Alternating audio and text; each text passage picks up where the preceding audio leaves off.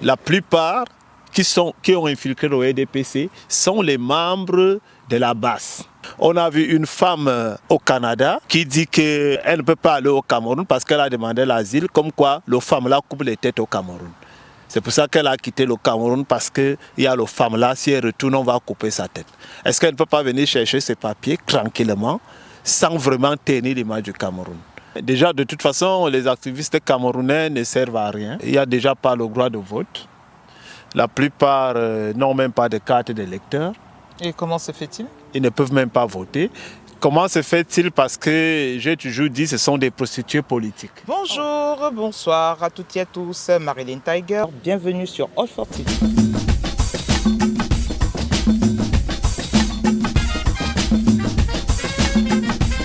L'Afrique est en pleine mutation politique. La question qu'on se pose aujourd'hui est de savoir si cet activisme politique a de l'influence sur les décisions politiques continentales. Ce soir, j'ai un invité très spécial. Pour ceux qui sont dans le Grand Est, ils le reconnaîtront. Bonsoir Sa Majesté Atebonkou. Et bonsoir. Comment tu vas? Je vais très très bien mon grand. Plaisir Sa Majesté. Voilà, je vais te laisser le plaisir de te présenter toi-même. Puisque j'ai plusieurs casquettes, donc, au niveau politique, je tiens d'abord à saluer les membres de mon bureau. Je suis le chef de tête du RDPC de France Nord. J'ai commencé la politique depuis le Cameroun, où j'ai eu plusieurs mandats. Je suis parmi ceux qui tiennent le RDPC dans la diaspora. Okay. Donc ça c'est pour le RDPC, comme tu as parlé d'activisme. Tout à fait. De toute façon, les activistes camerounais ne servent à rien parce qu'il n'y a déjà pas le droit de vote. La plupart n'ont même pas de carte d'électeur. Et comment se fait-il? Ils ne peuvent même pas voter. Comment se fait-il? Parce que j'ai toujours dit que ce sont des prostituées politiques. Oh. Ils sont dans tous les partis. Ils courent selon le sens du vent. Donc, c'est des gens qui ne s'assument pas, mais qui courent lorsqu'ils entendent qu'il y a un nouveau parti politique qui a un peu du vent en poupe. Tous y accourent. Des girouettes, quoi. Voilà, donc ce sont, moi j'appelle des prostituées politiques. Mais lorsqu'il faut vraiment faire quelque chose, on ne les voit pas. Lorsqu'il faut voter, on ne les voit pas. Mais lorsqu'il faut faire du bruit, des trucs, des casseroles, c'est là on les voit. Pour moi, ils ne servent à rien. Ces activistes-là ne servent à rien. La politique, en réalité, ça se passe sur le terrain. Donc, comme j'ai expliqué tout à l'heure, hein, l'Afrique est en pleine mutation politique. Nous, on va se baser que sur le Cameroun. Ouais. Par rapport à son Excellence Monsieur Paul Biya et par rapport à ces mouvements qu'il y a, est-ce que tu penses que le comportement de la diaspora peut jouer sur les prochaines élections au Cameroun? Je ne pense pas, parce que si nous avons face à nous des voyous qui ne sont même pas des politiciens, qui n'ont jamais fait politique quelque part dans la vie, et si nous avons, comme j'ai dit tout tantôt, des prostituées politiques, comme par exemple j'en connais à Strasbourg, qui ont fait le tour de tous les partis, qui étaient dans le RDPC, se sont retrouvés dans le SDF, se sont retrouvés avec Chief Mila Souté, se sont retrouvés maintenant, ils sont les responsables de Camto à l'est de la France. Ce sont des prostituées politiques. Donc ça veut dire que c'est des gens qui cherchent à manger. Si on appelle cela aujourd'hui là que venez dans le RDPC, ils viendront en courant. Donc avec des gens pareils, on ne peut rien changer. Bon, c'est maintenant qu'ils sont sincères. Comme nous qui sommes dans le RDPC, nous sommes sincères. Je tiens à saluer tous mes camarades, déjà la présidente Christelle Ndongo. Nous sommes sincères, nous aimons notre pays. Mais les autres aiment l'argent. Voilà. Quand ils font les boycotts d'artistes, qu'est-ce que ça veut dire? Si l'artiste leur donne de l'argent, ils ne boycottent pas. Mais tant que tu ne donnes pas des sous, ils vont venir troubler. Donc ce sont des chasseurs de primes, ce ne sont pas des politiciens. On ne peut pas appeler ça des... Qu'est-ce qu'ils peuvent apporter au Cameroun? Rien. Et en plus, la majorité, c'est des sans-papiers, qui n'ont même pas le droit de voter. Ne serait-ce qu'au présidentiel. La plupart n'ont même pas de passeport camerounais.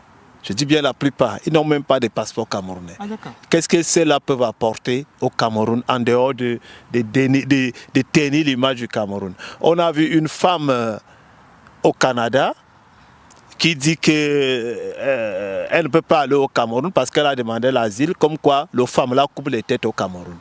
C'est pour ça qu'elle a quitté le Cameroun, parce qu'il y a le femme là, si elle retourne, on va couper sa tête. Est-ce qu'elle ne peut pas venir chercher ses papiers tranquillement, sans vraiment tenir l'image du Cameroun? Quand on voit les gens, parce qu'on leur a dit, allez là-bas, dès que vous allez faire les trucs, on va vous donner des papiers. Ils peuvent influer sur quoi dans la politique du Cameroun. Quand il y a des élections, moi je descends souvent au Cameroun, battre campagne sur le terrain. Vous allez marcher en Europe, vous allez crier en Europe, alors que tout se passe sur le terrain. J'ai vu ma présidente Christelle, j'ai vu beaucoup de mon bureau, tout le monde. Quand il y a vraiment des trucs au Cameroun, on descend sur le terrain, on porte main forte au parti sur le terrain. Est-ce que le changement, c'est aller casser le bureau, l'hôtel où Paul Biya séjourne, alors que celui-là ne peut même pas voter? Je suis né dans le RDPC. C'est à côté de la maison du parti. De Kondongo. Voilà. Donc du coup, je suis d'accord. Quand on est là, du coup, on est directement dans la maison du parti. Voilà. Donc je suis né là. Et j'ai vu un jour, j'étais de passage, j'ai vu il y avait l'accouplement. Je devais avoir 8-9 ans, je ne sais pas. D'accord. Je me suis accroché, et, tu sais, il y avait les fenêtres là à l'époque. Bon, c'est pas comme CDA bien fait aujourd'hui. D'accord. Je me suis accroché aux fenêtres. J'ai vu un papa qui était assis, très propre. Il ne parlait pas. Alors j'arrive à la maison, papa me menace. Oh. Tu étais où? Tu sors d'où? Toi le têtu là. Il dit, papa, j'étais à la maison du parti, il y avait un papa là-bas. Il dit, ah oui, le Premier ministre était là-bas. Il dit, ah, donc c'est papa Premier ministre. Comme on s'est tellement foutu de ma gueule, les gens ont rigolé qu'il a dit papa Premier ministre. Du coup, j'ai commencé à suivre papa Premier ministre qui est Paul Biya aujourd'hui. D'accord, oh, belle voilà, histoire. Donc c'est comme ça. Il y avait un sommet, ça devait être CEMAC ou UDEAC, je ne sais pas trop. Je vois mon papa Premier ministre à l'aéroport. C'était encore en van. J'ai faufilé et suis parti. J'ai couru jusqu'à arriver à l'aéroport. Voilà, donc tu vois, je suis arrivé.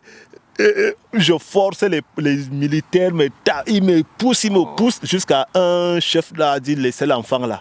Donc je me suis placé 2 mètres derrière lui. Il partait, il revenait, j'étais toujours placé là. C'est extraordinaire, c'est très touchant, c'est une très belle histoire. Ouais. Alors, maintenant, on va retourner quelques années en arrière, on va parler de 2019. Par rapport à ce cursus que tu as via le RDPC. 2019, c'est une année qui t'a beaucoup marqué, qui a beaucoup marqué le RDPC, parce que c'est l'année où les opposants ont eu à aller voir le président Macron, son excellence Paul Biya a été insulté, mais toi-même tu as été agressé. Maintenant, avec du recul, est-ce que tu peux expliquer à nos chers internautes, auditeurs, hein, comment tu vois des choses et comment tu les vis? J'avais déjà parlé de ça, j'avais prédit ce qui allait se passer. Tout à fait. Parce que quand j'ai vu comment on a voulu m'écarter du RDPC, comment on a voulu écarter les vrais militants du RDPC, parce que les gens se disaient que le président n'allait plus être candidat. Donc tout le monde devait positionner déjà ses pions. Ils ont infiltré le parti. Et ça fait qu'au moment où ces choses arrivent, le RDPC est démembré.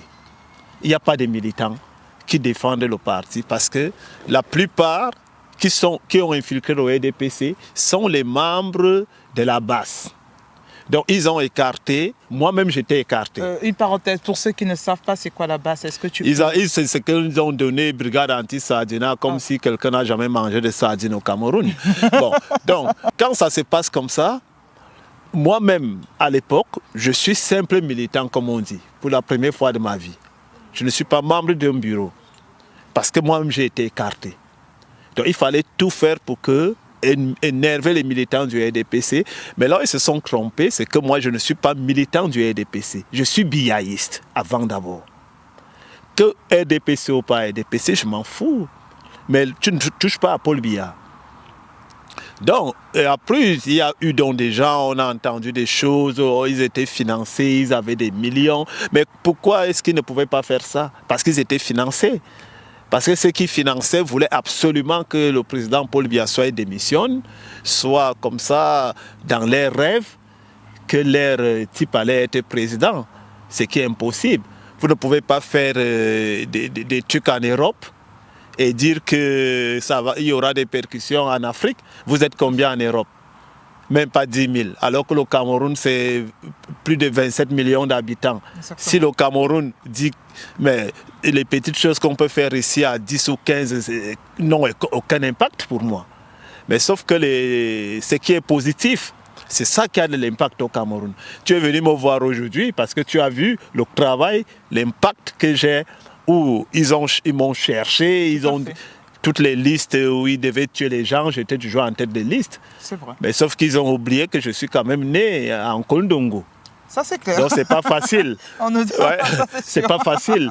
Parce que c'est facile de parler derrière son écran d'ordinateur. Mais en face, c'est une autre chose. Oui, comme tu as dit, ils m'ont agressé à la gare de l'Est. Mais sauf que, vidéo, hein, ils étaient nombreux, mais sauf que quand j'ai commencé à me fâcher, eux-mêmes, ils ont reculé. Comme je t'ai dit, ils étaient financés. Tout à fait, oui. Ils étaient financés et maintenant, il y a eu des vols entre eux et des mauvais partages. Donc ils sont en lambeaux, ils sont au basse machin. De toute façon, s'il y a même un truc aujourd'hui là que le président arrive, ils ne pourront même plus atteindre même 50. Donc, parce que pour eux, ils ont cru que ça allait être un métier. Ils ont cru que ça allait être un métier. Dommage. Parce que tu voyais les marcheurs à pied là éternellement qui déjà subitement avaient des grosses voitures. Donc, ils ont fait de ça un métier. Donc maintenant c'est mort. Maintenant, nous, on est là tranquille pour travailler pour 2025. Comment ça se passe pour les partis opposés, pour les opposants, aussi du Grand Nord, évidemment? Moi, je ne les vois pas. Je ne sais pas si toi, tu les as déjà vus à une réunion quelque part. Pas du tout, je n'ai même jamais assisté aux réunions. Peut-être ils sont Internet, comme le papa avait dit, les tout petits partis politiques. C'est des gens, on ne les voit jamais. Comme je veux vous dire, celui qui est le représentant du MRC dans le Grand Est, il a été candidat pour être président de la sous-section RDPC Grand Est. Il a été un ancien membre du SDF.